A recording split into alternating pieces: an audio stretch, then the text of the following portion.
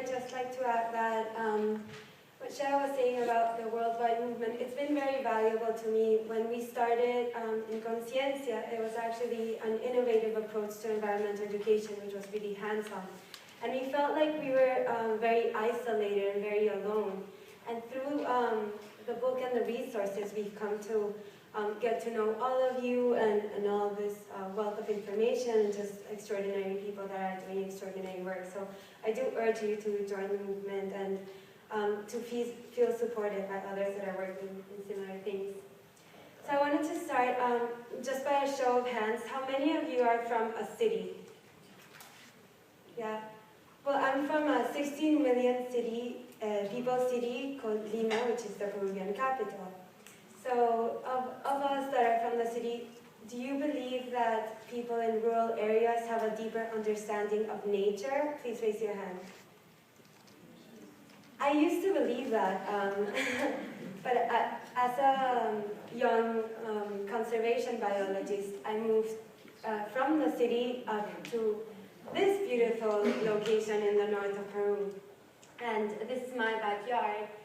And you can notice something about my backyard. This picture was taken on an afternoon during summer. There's no children.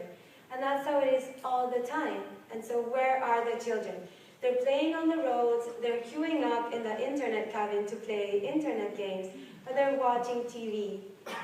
And so my life transcurs here. And on Sundays at noon, I go into the port to buy my fish to make my beautiful fish soup called chupe. And this is what I encounter on a regular basis. So these are hammerhead sharks that have been caught at birth size, which is 60 centimeters. And if you even look closely, you can still see their umbilical cord scars. So I asked my neighbor, these towns in coastal Peru tend to be 80% of the unemployed are in fishing, small-scale fishing, which makes it a very powerful fishing fleet. So I asked my neighbor, how is this sustainable? And he tells me, oh, little doctor, because they call me doctor because I'm a biologist. Oh, little doctor, there's plenty of fish. We just toss in the net and we take them out. And so I even dig deeper, and what strikes me is that the people here are so dependent on this resource, yet this lack of understanding of the delicate biological processes that occur there are really putting their resource at peril. So I dig a little bit deeper, and I've worked in environmental education before, and I want to see what's being done as far as environmental ed. And this is what I find. And of course, traffic lights, we all need to know how to use them. But what if I told you that in the environmental ed curriculum, 1 week is being spent on traffic lights in kids in these towns that, of 5 towns that I've lived in these 5 years, 4 don't even have one single traffic light.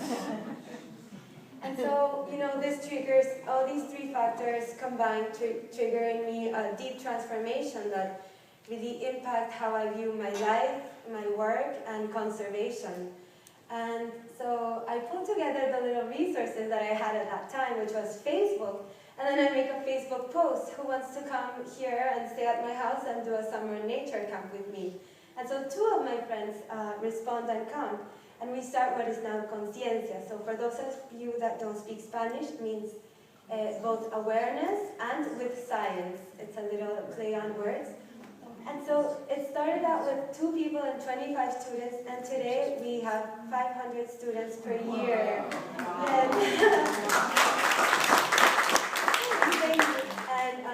And we've worked with over 100 what we would call para-teachers. It means that out of a lack of teachers, we create our own teachers by having more of a student-driven discovery, accompany, philosophy. So what we do is we give them the fun tools that we have in our community or talented professionals that want to contribute. And this video explains, the project that is ConCIencia. Hola, mi nombre es Manuela y hace 3 años me embarqué en una misión con ConCIencia sobre conectar a los niños con la naturaleza. Yo soy una pequeña parte de un gran grupo de personas de todas las disciplinas. Eso es lo que le da su riqueza a ConCIencia. Sin embargo, a todas estas personas nos une una cosa.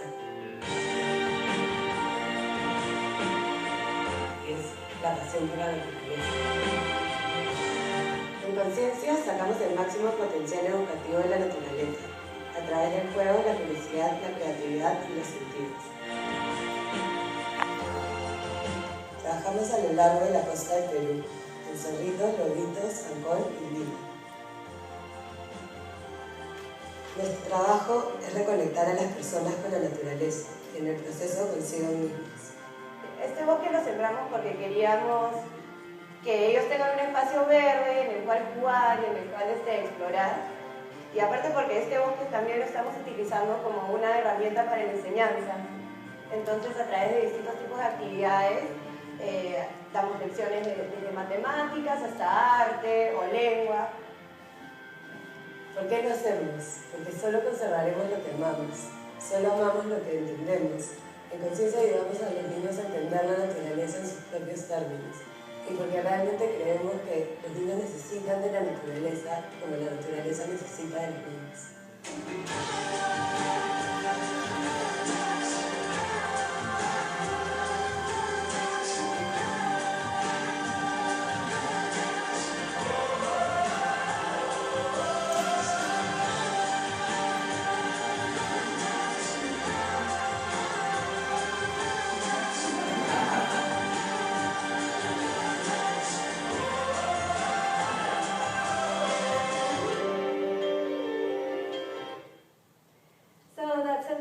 ConCIencia, and I just wanted to point out something about that forest that's mentioned in the video. So it's this vacated, used to be a vacated lot between two boarding schools for at-risk children that because they need to have very rigid schedules had little access to nature. And it's been 1 year since we planted it, and the principal, who used to be our biggest skeptic, and I had to jump through hoops to convince her to let us do it, is actually now our biggest supporter, and she has let us know that she's using it as to work there with the more traumatized and troubled children as therapy. And I wanted to mention one more example because it's very interesting to me, and it's also one of the closest things we've done. And it's our ConCIencia Music Nature School, and because of the talented people that want to, promote some social change or want to help us, we've had photo nature school and drama nature school. And so when the idea came that 2 musicians wanted to come to our summer nature camp, we said, well, free labor, we need to exploit it at the max. So we're thinking, what can we do with music and nature? And so what we end up coming up with, or what ends up kind of coming up there, is to kind of invert the role of using nature as a learning technology to teach others stuff, but rather using music as the learning technology to teach about nature. So those girls over there are exploring their own heartbeat rhythm before starting percussion drum circle, and they're connecting that to the rhythm of the waves and the sun. And then we're also exploring sound waves and how that relates to the waves of the ocean. So that was really fun. And then just to close, when I started ConCIencia, for me it was a strategy for conservation, but then now it's my heart and my soul and my life. And the reason is because the flip side of that coin is children like Felix, that when I met him 2 years ago in our nature camp, he was having a lot of issues because his reading capacity was very low and he had been held back twice. And his mother makes homemade popsicles, and she's selling to get income for leveling courses, and they're not paying off. And the negative from the school is transferring over to the home, and he's trapped in this spiral of negativity. And so Felix comes to us, and those characteristics that make him hard to manage in a class, in a cube, actually in nature make him stand out because he's extra creative, extra curious, he's engaging with nature, and nature has an infinite reservoir of information that's interactive for him. So maybe we haven't tackled his literacy issues, but we have helped him build a bigger self-esteem, a capacity to, he's making his own capacity to make abstract conjectures and to conceptualize. And he's doing better all around. His attitude is completely changed. And now he knows that he's a valuable member to society, and he has all the tools he needs to be an empowered member of his community, a leader if he wants, and a steward of his resources. Thank you very much.